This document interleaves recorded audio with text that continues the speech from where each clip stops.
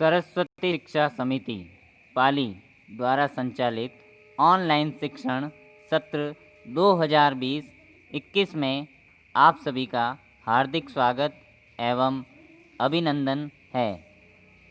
कक्षा अष्टमी, विषय हिंदी, अध्याय 4, दीवानों की हस्ती।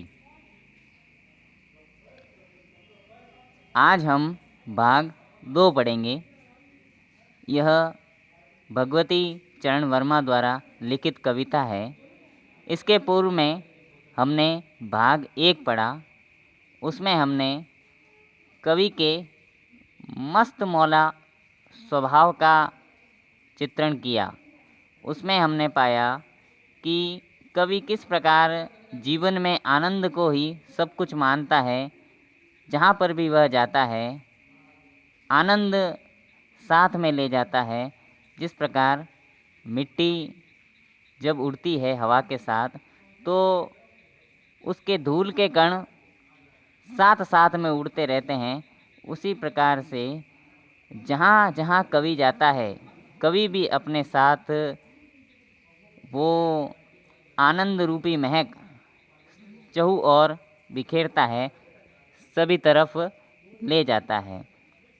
जीवन में जितनी भी कठिनाइयाँ हैं उन कठिनाइयों को आराम से सहन करना, कभी भी किसी के साथ दुर्व्यवहार नहीं करना और हमेशा उन परिस्थितियों का सामना करना, चाहे अनुकूल है चाहे विपरीत है, प्रतिकूल परिस्थितियां है हमारे साथ। तो यह हमने भाग 1 में पढ़ा। आज हम भाग 2 पढ़ेंगे, दीवानों की हस्ती। किस और चले यह मत पूछो, चलना है बस इसलिए चले, जग से उसका कुछ लिए चले, जग को अपना कुछ दिए चले। दो बात कही दो बात सुनी, कुछ हंसे और फिर कुछ रोए, छक कर सुख दुख के घूंटों को हम एक भाव से पिए चले। किस और चले यह मत पूछो।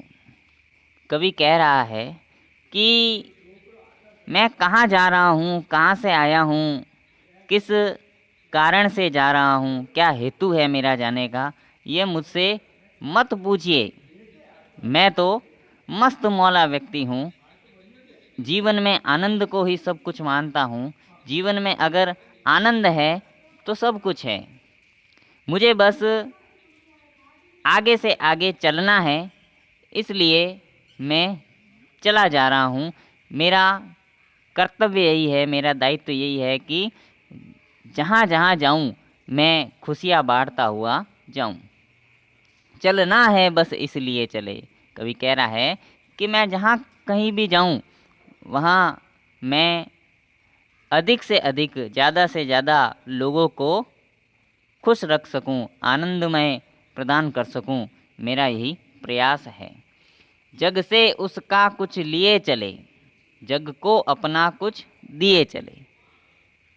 इस संसार से मैं भांति भांति स्थान पर जाता हूँ, अलग अलग स्थानों पर जाता हूँ। जहाँ जहाँ से मुझे थोड़ा कुछ भी ज्ञान प्राप्त होता है, जो जो ज्ञान मुझे प्राप्त होता है, मैं वही ज्ञान पुनः दूसरे व्यक्तियों को जा कर के दे देता हूँ। यहाँ का ज्ञान वहाँ बांटता हूँ। यही मेरा कार्य है।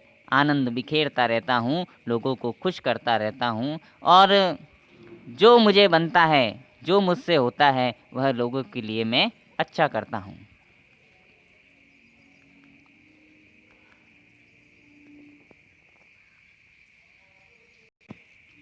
दो बात कही दो बात सुनी, कुछ हंसे और फिर कुछ रोए।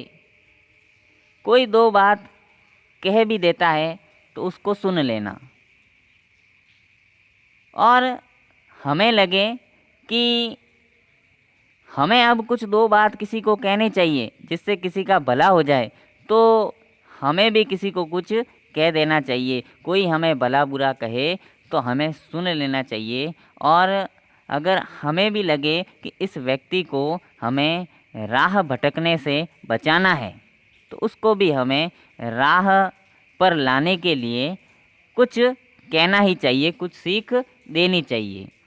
छक कर सुख दुख के घूंटों को, हमेशा सुख और दुख में यह एक चक्र की भांति जीवन है, चलता रहता है। कभी सुख है तो कभी दुख है, तो सुख और दुख में समान रहना, दोनों में भेद नहीं करना, सुख में ज़्यादा खुश नहीं हो जाना और दुख में ज़्यादा विलाप नहीं करना, ज़्यादा दुख प्रकट नहीं करना।